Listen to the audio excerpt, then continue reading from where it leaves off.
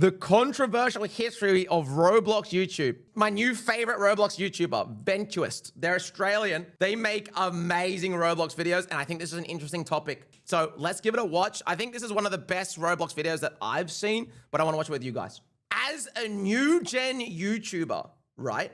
It's kind of interesting to see who were the YouTubers in the Roblox from before me and my era. Because right now, all I see is like Kayla's Fulton. But like, I want to know who did the hard yards back in the day. On November 10th of 2006, a very special trailer was uploaded to this website. It introduced us to a world made for kids who like to build, compete, and socialize. A world built on thousands of simulated parts, shaped like Lego bricks. But if you mashed them together, you could make a whole bunch of wicked cool stuff. A world where you could fight, trade, or just chill with the broskies in your very own, custom-made, entirely destructible humble abode. Okay, Dude, I might have paraphrased a tiny bit, but more or less, that's how former creative director Telemon, aka John Shedletsky, described the game in the trailer. And as you may have already guessed, this trailer was for the game we all know and love today, Roblox. Now, before we get more in, question about John Shedletsky, because I don't actually know. Did bro just like sell his shares and just make billions of dollars and retire? Is that what happened to Shedletsky? Because why is bro not involved anymore with the Roblox stuff? The video has an impressive 4 million views now, but in 2006, YouTube was less than a single % of its current monthly user base. And with mere 12,000 Roblox accounts in existence, the view count couldn't have been more than a few thousand. Nobody could have possibly anticipated just how influential these platforms would eventually become. And personally, I can't wait to experience it all firsthand. With almost 2 decades of content to cover in my research, there were a lot of nostalgic moments, a surprising number of euphoric moments, but I was also pretty disturbed by how tainted my childhood had actually become after all these years. Oh, is he going to talk about... I wonder what he's going to talk about. I actually forgot. Roblox's description as a kid's game has had a significant impact on shaping YouTube content throughout the years. But that description has also evolved. And as I take you through the ages, your favorite influences will be forced to adapt or fade into complete obscurity. Okay. So who are the legends of Roblox YouTube? And why have so many of them vanished from the spotlight? Well, so I will say, I was around YouTube 2006. Actually, my first ever video that I have completely lost was from 2008. But I did not play Roblox at the time. But I know what YouTube was like back then, and no one knew anything about algorithm. It was just upload and hope, bro. No one even knew you made money from YouTube. It was a time, bro. It was a time. Answer that. Let's rewind back to 2006. Here we go. These were the early days of Roblox content creation, and at this point the game was still a silly sandbox for kids. So, naturally, YouTube videos of this period were all about having fun and getting creative. Thus began the first YouTube meta. Bloopers, yeah. It was all skits, bro. Introducing Flash Jerta. I start a series about Roblox and this is a bloopers. That was the description of his very first in this series of Roblox videos, generating views in the millions, limited by an absence of commentary. Most of these videos consisted of gameplay clips with a comedic tone. There's no way a single person in this chat knows who this YouTuber is. And no shade, no disrespect, but just interesting. But this seems like the first ever Roblox YouTuber, dog. Dragon Ball of sound effects. Huh? What was that? Admittedly, it's quite outdated and the quality doesn't really hold up today, but the influence that blooper creators had on early Roblox content creation was undeniable. Others began uploading their own compilations. Edward Yammert, Mega Man 765, Haggery Productions, Cheerio is Buck, and Studio R are a couple of very notable names here. Heck, even Clockwork made some videos under the name Palm Freak at the time. Despite all these other famous names, sound there effect. was no other YouTuber that could match the colossal success of Roblox Goes Crazy by Starman 3. This series had a momentous streak of 28 Was that 100k views, 500k views? That's a lot 17 years ago, dude. Chat, 17 years ago, 500k views? That's like, there's like view inflation on YouTube. That's a Mr. Beast video. Installations spanning over 8 whole years, easily claiming the title as the longest running series of Roblox videos from the classic era. Oh crap. Evidently, skits became the most prevalent Roblox content of the time, and most of it had an identical style of editing and comedic tone. But what really distinguishes these videos from one another is, despite being limited by their age and inexperience during the establishing phase of both platforms, each individual video conveyed their own unique and creative idea, cementing them as classics and making these YouTubers legends in the Roblox community. I don't know a single person here, but I'm new Gen Az, bro. Does anyone in chat press 1 in chat if you know a single YouTuber here and you actually like can name them and know what content they make? Oh, that could be a problem. Anyways, what was I gonna say? Oh yeah, the editing style of these legends from the classic era isn't actually the only thing that they share in common today. That's right, they're all gone. Oh, well, 7, maybe not dude. quite all of them, but we'll get back to that because they aren't the only generation of legends that disappeared, and we're on the cusp of a brand new decade here. So let's jump into the 2010s, or as I like to call, the golden age of both platforms. Here we go, dude. The golden age of Roblox and Roblox YouTube.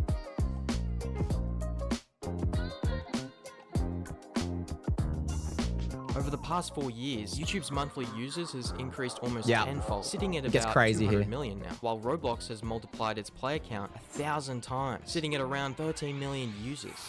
Bro, that's nothing, dog. That's a bad admin abuse now in one Roblox game. Be anything, build anything. Based ad, though. That was how Roblox described itself in its 2011 TV commercial. By this point, there were already millions of players on the platform, and with an influx of new players, brought a wider range of games. Quality was rapidly improved. Epic mini games really were building anything, and you really could be anything now. Horror, roleplay, survival, strategy, PvP. Roblox had something for any kid who just wanted a free alternative of their YouTuber's favorite game. For better or for worse, Roblox was slowly shedding its identity as a physics engine. I don't want to play with you anymore. I wish I was around this time of Roblox to like fully understand what it felt like. YouTube content was taking shape. Machinima. Oh, dude, Machinima, bro. Wait, Chad, is there anyone who doesn't know Machinima? And if saying that word didn't immediately give you violent whiplash, basically, the game engine is the machine, and your idea is the cinema. And through the power of gaming and animation, you get Machinima, or as I like to call, peak Roblox YouTube content. Yeah, Machinima. This wasn't just Roblox YouTube. Machinima was everywhere, bro. Oblivious HD. But that wasn't the only peak we got out of the golden age, because soon we witnessed the rise of music videos. Oh my god, music videos in this time of YouTube were crazy. Chat, I was playing RuneScape back then, and there used to be RuneScape music videos. I remember making one. I don't know where it is now when I was a kid.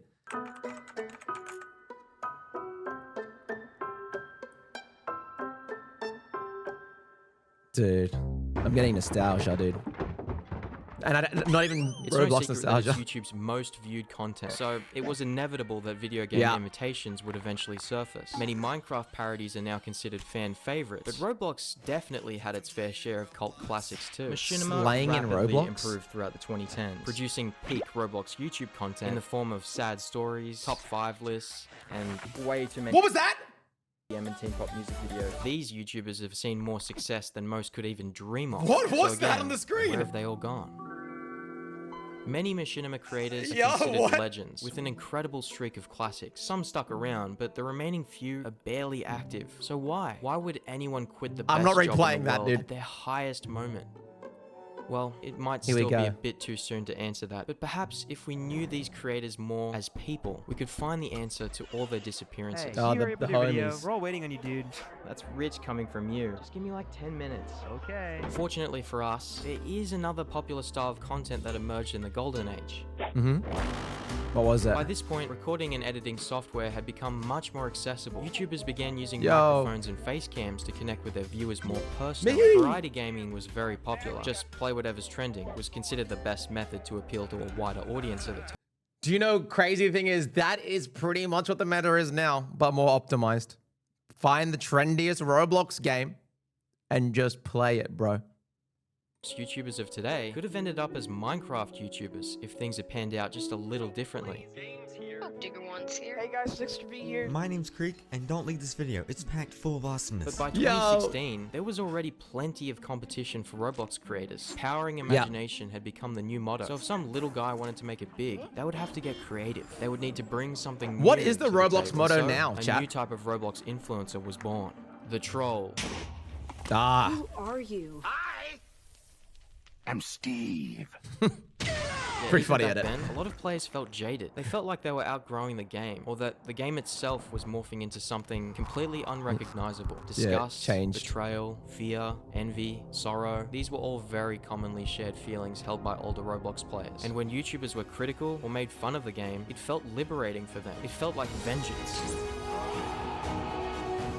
The trollers came out, bro.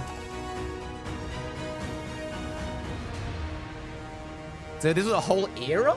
I don't remember this part of the video. Was this a whole era of Roblox YouTube just trolling?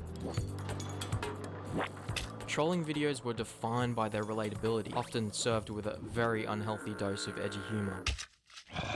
But people were eating it up, and it wasn't long before the trend was widespread. Views were rolling in like a maxed out tycoon on a 2x cash game pass. But it wasn't just YouTube tycoons that were affected by this cultural shift. The perception of Roblox was changing too. Players were starting to grow up. Its reputation as a game for drooling babies was fading. And with a wider age demographic, the diversity of games on the platform was Meep increasing. City, The dude. critical opinions about the game and the company were also beginning to spread like a plague. And during the peak of all this controversy, everyone was completely oblivious to the catastrophic shift just over the Wait, horizon what that would happened? change both platforms forever. I actually don't remember this.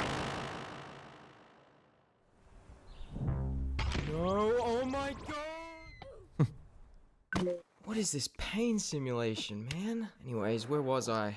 Right, YouTube. A quick Google search will tell you that Brutal. the annual number of users had already exceeded 1.5 billion by Crazy. the end of 2016. YouTube had incredible potential for advertising, but it was still a relatively new concept. And edgy content was considered a major brand risk for advertisers. I know where this is going, bro. It's nothing to do with Roblox. It's specifically YouTube. The adpocalypse, chat. That's what we're going to get into.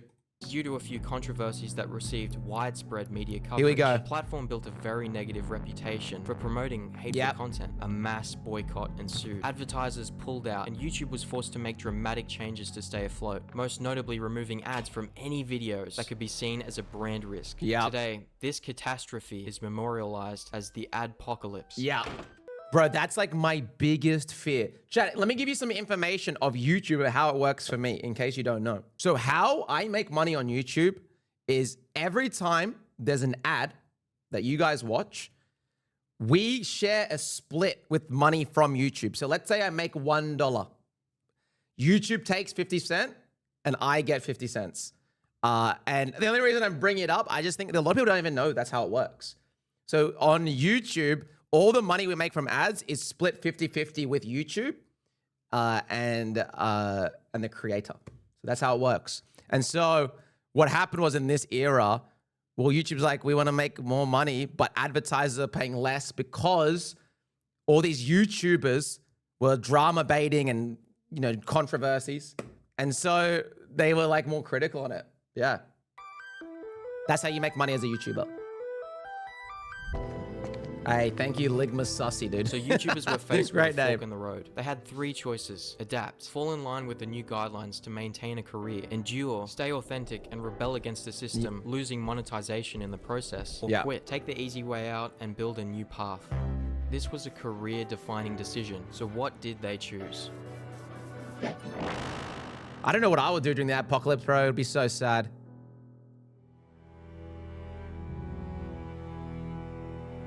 Fortunately for most Roblox creators, their content remained the same. They'd always targeted a younger audience. Yes, I mean, they were fine. Roblox was always considered a kid's game after all, but others weren't so lucky. Some were completely at the mercy of the YouTube got gods, hit by and they the showed no remorse monetization? for edgy content. The verdict was demonetization, which is the same as death for a YouTuber. Chat, Roblox was back in the day before the apocalypse, YouTube was so edgy, bro. It was so edgy. And then the apocalypse happened and all edginess was kind of lost. And it's still there in elements and coming back, but like it was way more free. People would say ridiculous stuff. Fed up with the haters too, and had already started blacklisting creators who would sully their reputation and making an example by rewarding the obedient ones. Moderation tightened to a suffocating degree on both platforms, and everyone I love this suffered as a edit, dude. result. Skibbity toilet boss fight edit.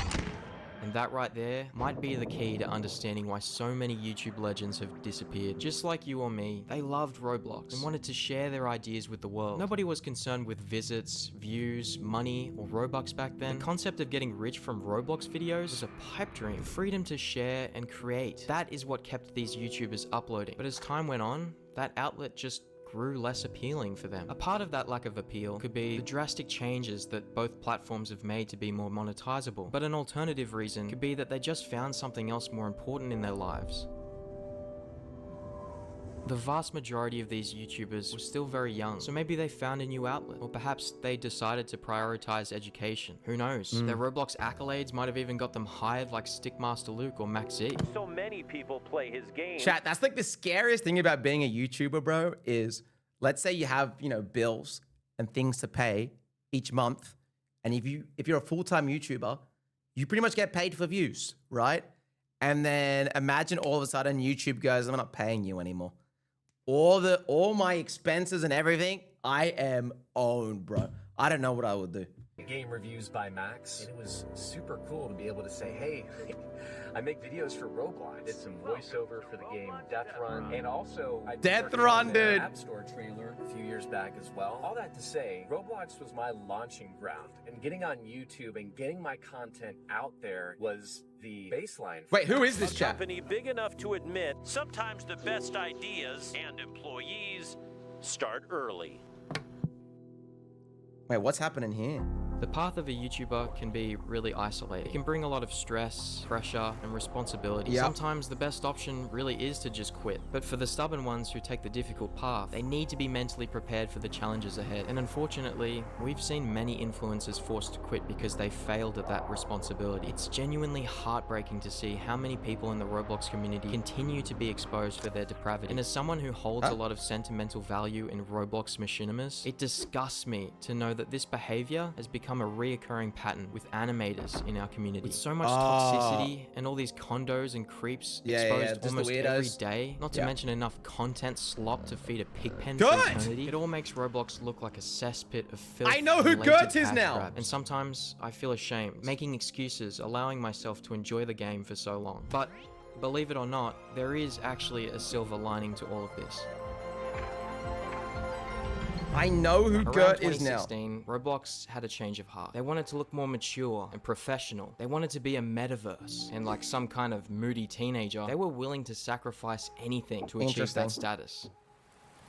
As the years went by, their focus on powering imagination was surpassed by reimagining the way people come together. First, they removed ticks. Then, they replaced the logo. And soon after that, the last guest took their last breath. Update after update, Roblox was ripping itself apart in the pursuit of becoming a soulless metaverse.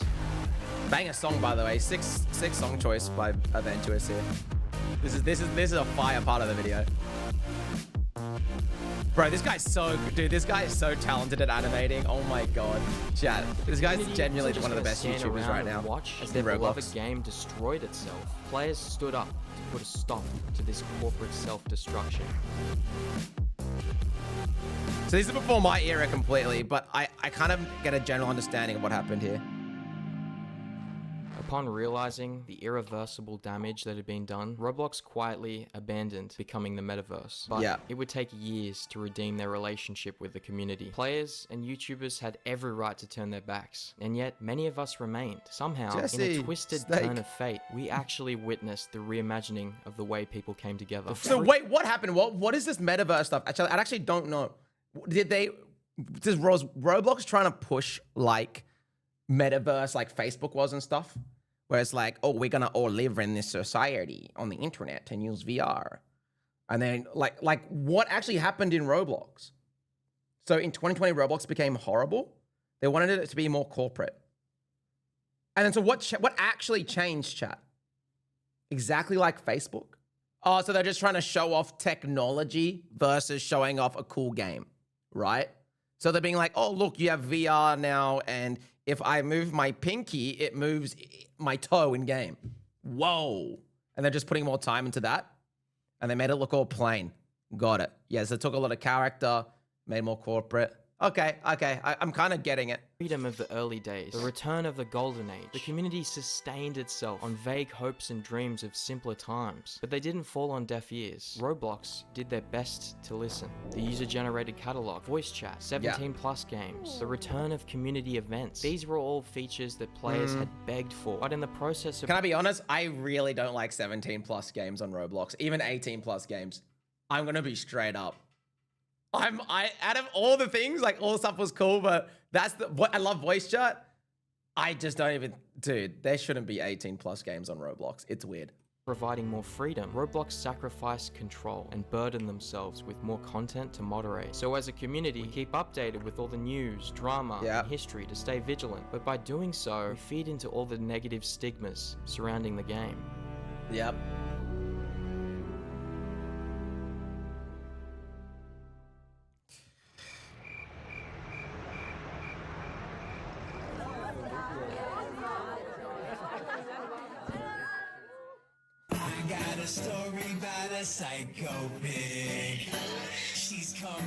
What is happening, bro? As it stands, it's clear that Roblox is unequipped to moderate their platform effectively. Although, it's comforting to know that we've reached a point where vigilantes can exist to pick up the slack, taking only YouTube revenue as their compensation. Because we do need people to point out threats.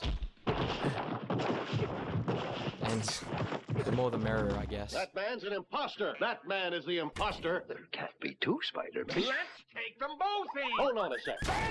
The good old days of YouTube and Roblox are gone. As the creator of Build a Boat once said, in life, you have Roblox. And in life, you'll be faced with all sorts of changes and forced to adapt to continue on your path. But just like your favorite YouTubers who faced a similar challenge, there is something incredible waiting for you at the end of that journey. Money? It's easy to find things to hate about the game, but there's obviously a reason you still cling to Roblox like I do. So take the time to appreciate what we have right now, because you never really know when you're in the good old days until you've left them. And if you ever find yourself longing for the past, there's still a place for you to chill with the broskies. Crack open a Bloxy Cola, reminisce over that peak Roblox YouTube nostalgia.